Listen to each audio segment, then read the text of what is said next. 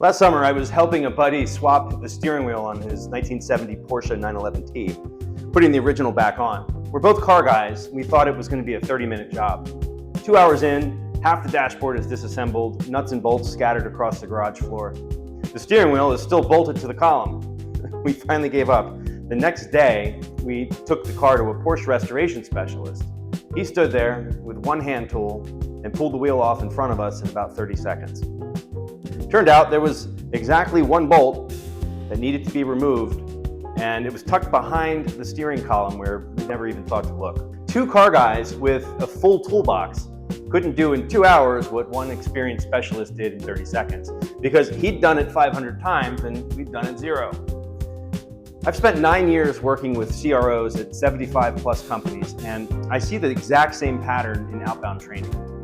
Most of it fails, not because training is wrong or the wrong investment, because of how it gets bought and delivered. The three patterns I see at almost every company that wastes budget on the wrong training are as follows. Number one, workshops as a one-on-one event.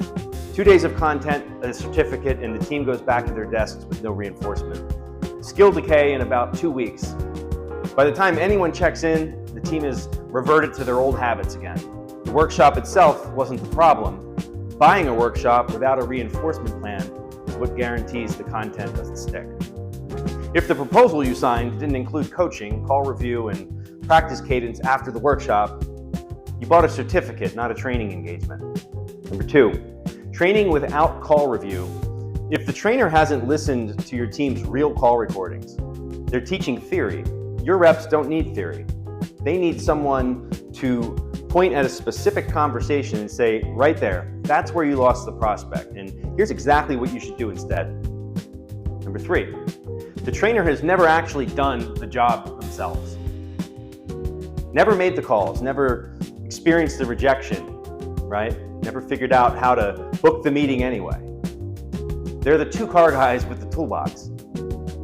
They've got the frameworks, the slides and certificates, but what they don't have is the one piece of knowledge that comes only from doing it. Your reps can smell that from the back of the room, and it connects to something even bigger.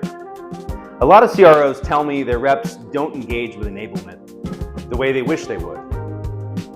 This is across the entire sales org. They want to know why. Most of the time, the answer isn't attitude and it isn't laziness. It's that in some companies, not all, the playbooks and training that get rolled out were built by people who haven't carried a bag at any meaningful level themselves. Smart people, often great people, but when the source material comes from theory instead of scar tissue, sales teams know the difference. If your training or your playbook was built by someone who's never sold before, that's not a training problem, that's a sourcing problem. Fix the source, and the engagement will follow.